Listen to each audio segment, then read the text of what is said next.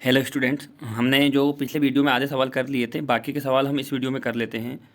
तो मैंने इसमें आपके वही प्रश्न लिए हैं जो आपके मॉडल पेपर और पुराने वाले गणित के पेपर में से आए हैं। तो आप इन सभी प्रश्नों को एक या दो बार अच्छे से कंप्लीटली देख लीजिए, समझ लीजिए, आपके गणित में अच्छे नंबर आ जाएंगे। अगर आपने पिछला वीडियो नहीं देखा है तो मैंने वीडियो के साथ उसकी लिंक डाल रखी है, आप उसे जाकर वहाँ से देख सकते हैं। ये सभी प्रश्न बहुत इंपॉर्टेंट हैं और इसमें आपके अधिकतर जो ऑब्जेक्टिव है और छोटे मोटे 3 नंबर वाले प्रश्न कंप्लीट हो जाएंगे। सभी प्रश्न आपके बहुत बहुत इंपॉर्टेंट है। तो हम स्टार्ट करते हैं। आपका प्रश्न था 2, 4, 6, 8 का माध्य क्या है। अगर हम किसी संख्या का माध्य निकालते हैं, जैसे मैंने बताया था कि इन संख्याओं को पहले हम गिन लेते हैं, 1, 2, 3, 4, ये कुल 4 संख्याएं हैं। इनको सभी को जोड़कर हम इसमें 4 का भाग दे देंगे। अगर इन्हें जोड़ेंगे हम 8 और 2 10 और 6 और 4 10, तो 20 हो रहा है। यहाँ पर 20 में हमने 4 का भाग देंगे हम, तो 4 5 20। इसका जो माध्य है वो 5 आएगा। सही आंसर आपका 5 रहेगा। अगला प्रश्न है आपका 36, 28, 7, 39, 45 का माध्य का और माध्य दोनों सेम बात है। इसमें हम वही तरीका अपनाएंगे। 1, 2, 3, 4, 5, कुल 5 संख्या है यहाँ पर। अब इन सबको जोड़ेंगे हम। यहाँ पर जोड़ने पर इन सबको 155 आएगा।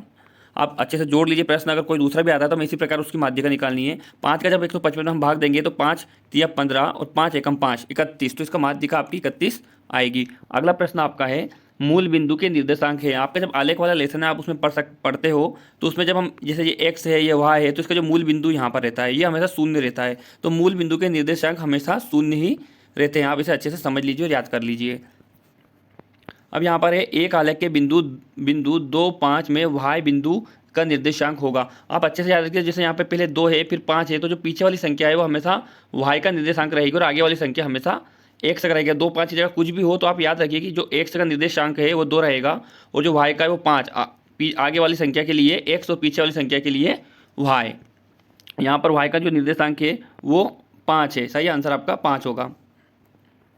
अब यहाँ पर अगला प्रश्न है आपका पाई ग्राफ कहलाता है। पाई ग्राफ, इसे आप अच्छे से याद रख लीजिए। पाई ग्राफ किसे कहते हैं? जो वृत्त वाले आलेख में होता है। जैसे मैंने उदाहरण के लिए यहाँ पर एक चित्र दे रखा है। जो वृत्त वाले आलेख में किसी चीज़ की हमें जानकारी दी जाती है, जैसे प्रतिशत में, डिग्रियों में, तो उसे हम पाई ग्राफ बोलते हैं। अब पाई ग्राफ कहलाता है। जैसे दंड आलेख का भी नहीं होता। दंड आलेख आपका जो है आयत वाले दंड होते हैं, उनको भी दंड आलेख बोलते हैं। इस टाइप से आयत चित्र नहीं है, वृत्त आलेख। पाई ग्राफ को हम क्या बोलते हैं? वृत्त आलेख बोलते हैं। अगला प्रश्न आपका दिया गया आलेख है। अभी हमने जस्ट ऊपर ही पढ़ा कि इस वाले आलेख को हम क्या बोलेंगे, या तो इसे वृत्त आलेख या फिर पाई ग्राफ हम बोलेंगे।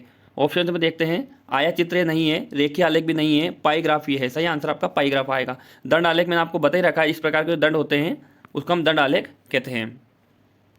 अगला प्रश्न है आपका एक आलेख जो किसी एक महत्वपूर्ण संपूर्ण के विभिन्न भागों के तुलना करने के लिए प्रयोग किया जाता है। अगर हम विभिन्न भागों में तुलना कर सकते हैं, जैसे यहाँ पर एक आलेख दे रखा है 2005 और 6 में 150 बच्चे थे विद्यालय में, 6 और 7 में बच्चे 200 हो गए। तो यहाँ पर दोनों साल में हमने क्या करी? तुलना करी। और जिस आलेख से हम तुलना करते हैं उसे हम कौन सा आलेख बोलते हैं?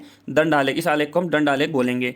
आंसर आपका ए वाला सही आएगा इसमें। और अभी जो हमने व्रत वाला था वो वाला था आपका पाई ग्राफ या फिर पाई आलेख। अगला जो आपका प्रश्न है 34 का बीजांक होगा। बीजांक निकालना बहुत सरल है। हम अंकों को जोड़ते थे और केवल एक अंक उसका निकालते हैं, बीज अंक निकालते हैं। जैसे 4 और 3 यहाँ पर 7 हो रहा है, तो इसका बीजांक 7 होगा। 99 का बीजांक होगा। अब इसमें भी हम दोनों को जोड़ देंगे। दोनों 9 9 18 होते हैं। अब 18 आए तो फिर वापस इन दोनों को जोड़ देंगे, 8 और 1 9, तो इसका बीजांक आएगा 9। तो 9 वाला आंसर, ये ए वाला आपका सही आंसर है।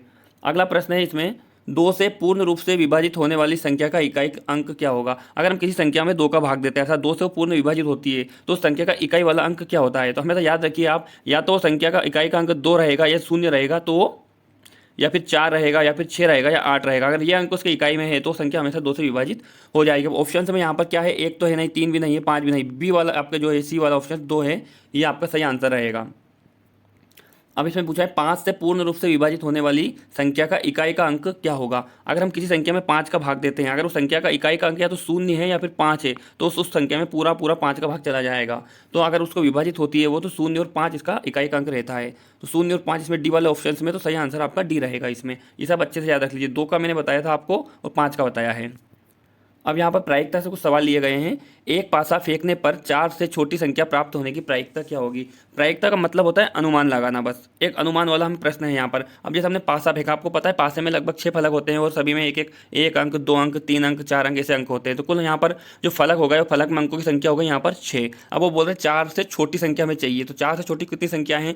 3, 2 और 1, अर्थात 3 संख्या है यहाँ पर। तो हम यहाँ पर बोल सकते हैं 3/6 उसकी प्रायिकता रहेगी। अब 3/6 इसमें आंसर यहाँ पर दे रखा उन्होंने, तो हम इसको सही कर सकते हैं। 3/6 की प्रायिकता रहेगी। अगला वाला प्रश्न है यहाँ पर एक थैले में 3 लाल गेंद 4 नीली गेंद है। थैले में बिना देखे एक कंचा निकालने पर, यहाँ पर कंचे, सॉरी मैंने गेंद बोला, बिना देखे एक कंचा निकालने पर नीले रंग का कंचा प्राप्त होने की प्रायिकता क्या होगी। अब थैले में जो थैला है, मान लो यहाँ पर ये थैले में कुल गेंदें कितनी है, 4 और 3 दोनों कितने हो गए, 7 गेंद है। अब जिसमें से 3 तो आपकी लाल है और 4 उसमें आपकी नीली है। अब बिना देखे इसमें से एक गेंद निकालनी है, तो प्रायिकता हमें किसकी बतानी है, नीले वाले की। तो टोटल दोनों मिलाकर हम 7 हो गई, और नीली वाली जिसमें 4 है, तो हमें जो प्रायिकता रहेगी वो 4/7 रहेगी। 4/7 आपका ए वाला ऑप्शन से में इसमें सही आंसर यही होगा। अगला प्रश्न है यहाँ पर, यदि 42 किलोमीटर की दूरी तय करने में एक कार को 3 लीटर पेट्रोल लगता है, तो वह 15 लीटर पेट्रोल में कितनी दूरी तय करेगी। ये सवाल भी आपका बहुत अच्छा अनुपात वाला है। 42 किलोमीटर वो चल रही है 3 लीटर पेट्रोल में। अब इसके बराबर कर देंगे हम, तो कितने लीटर पेट्रोल में, 15 लीटर पेट्रोल में वो कितने दूर चलेगी। अब इसको हम काट देते हैं यहाँ पर, 3 से हम 42 को काट सकते हैं, 3 एकम 3, 3 एकम 3, 3 चुकू 12, 14 है। अब 14/1 का कोई मतलब नहीं रहता। अब इसको हम यहाँ क्या करेंगे, 15 का गुना यहाँ पर 14 में हम कर देंगे। गुना करने पर हमें x का मान ज्ञात हो जाएगा। 15 का गुना हम 14 में जब करेंगे तो 15 चुकू 60 की शून्य हासिल आया 1, और 15 एकम 15, और 15 और 6 आपके होते हैं 21। तो लगभग जो आपका सही आंसर है वो 210 किलोमीटर वो चलेगा। अगला जो प्रश्न है आपका, 14 मीटर ऊंचे एक बिजली के खंभे की छाया 10 मीटर है। समान स्थितियों में पेड़ की ऊंचाई ज्ञात कीजिए जिसकी छाया 15 मीटर है। वही वाला जो हमारा सेम है इसमें। अब जो यहाँ पर जो 14 मीटर ऊंचे बिजली के खंभे की हाइट यहाँ पर 14 मीटर है, और उसकी छाया जो आ रही है वो 10 मीटर आ रही है। स्थिति समान अर्थात बराबर स्थिति है। अब उसकी पेड़ की छाया यहाँ पर 15 हो गई। अगर मान लो हम पेड़ की लंबाई 1 मान लेते हैं, अब हम इन दोनों को काट सकते हैं, 2 से दोनों संख्या कट जाएगी, 2 पंजे 10 और 2 सत्ते 14, 7/5 आया। अब इसमें हम ये संख्या आमने सामने बिल्कुल काट सकते हैं। समान परिस्थिति तो हम काट सकते हैं, 5 से हम 5 एकम 5 और 5 तिया 15, यहाँ पर हम 3 से बार काट सकते हैं। अब यहाँ पर एक का कोई मान नहीं रहता। अब अगर मान लो हम x का मान हमें ज्ञात करना है, तो हम 3 का गुना सीधे साथ में करेंगे, तो 7 या 21, जो x का मान है वो आपका आ जाएगा यहाँ पर 21 मीटर उस पेड़ की लंबाई रहेगी। अगला प्रश्न आपका है, जब ब्याज अर्धवार्षिक संयोजित होता है तो ब्याज की दर हो जाती है। अर्थात ब्याज जो है आपका वार्षिक लगता है, लेकिन अर्धवार्षिक 6 महीने में ब्याज की पलटी हो रही, तो जो ब्याज मिलेगा वो हमेशा दुगना हो जाएगा। ये आपको अच्छे से याद रख लेना है। ऑप्शन सी वाला आएगा इसमें, दुगनी। ब्याज जो है आपका दुगना हो जाएगा अगर अर्धवार्षिक ब्याज की दर लगाई तो। अगला प्रश्न आपका, मूलधन के साथ ब्याज पर लगने वाला ब्याज कहलाता है। अगर मान लो मूलधन है यहाँ पर, उस पर जो प्लस अपने ब्याज जोड़ दिया, लेकिन अगले साल दोनों को मिलाकर फिर से वापस इनके ऊपर ब्याज लगा दिया, तो ऐसे ब्याज को हम क्या बोलते हैं, चक्रवृद्धि ब्याज। इससे जिसमें चक्र टाइप चलता रहता है हमेशा, फिर वापस में ब्याज जुड़ जाएगा, फिर वापस वो अगले साल से उस ब्याज के ऊपर ब्याज चलेगा, तो उसे हम चक्रवृद्धि ब्याज कहते हैं। अगला प्रश्न आपका परिमेय संख्या से है कि परिमेय संख्या का योज्य तस्तमक क्या होता है। आप इसे अच्छे से रट लीजिए। योज्य तस्तमक उसे बोलते हैं जिस संख्या में अगर हम कुछ संख्या जोड़ते हैं तो हमें जोड़ने पर वो हमेशा शून्य प्राप्त होना चाहिए। अगर कुछ भी हम उसमें जोड़ें तो हमें शून्य प्राप्त होना चाहिए। तो परिमेय संख्या का योज्य तस्तमक आपका शून्य होगा। अगला है, परिमेय संख्या का गुणात्मक तस्तमक क्या होगा। अब जैसे हमने योज्य का मतलब होता है योग, तो जोड़ने पर हमें शून्य चाहिए। अब यहाँ पर गुणात्मक अर्थात गुना करने पर हमें शून्य नहीं, गुना करने पर हमें 1 चाहिए। कोई सी भी संख्या हो, मान लो अगर उसमें हम गुना कर रहे हैं, किसी भी संख्या का करो, लेकिन हमें उसमें 1 अगर मिल जाता है तो उसका क्या हो जाएगा, वो गुणात्मक तस्तमक हो जाएगा। तो परिमेय संख्या का गुणात्मक तस्तमक हमेशा 1 होता है और योज्य तस्तमक 0 होता है। इसे आप अच्छे से रट लीजिए।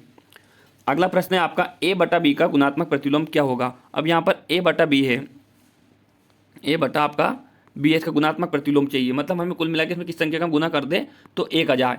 अगर इसमें हम b/a का गुना करेंगे, इसको उल्टा कर दें, बस उल्टा कर दो संख्या को, आपका उसका गुणात्मक प्रतिलोम बन जाएगा। तो a/b का आपका b/a हो जाएगा। अगर 3/4 है यहाँ पर तो 4/3 कर देंगे, 5/7 है तो 7/5 कर देंगे। गुणात्मक प्रतिलोम में उस संख्या को हम उल्टा कर देंगे।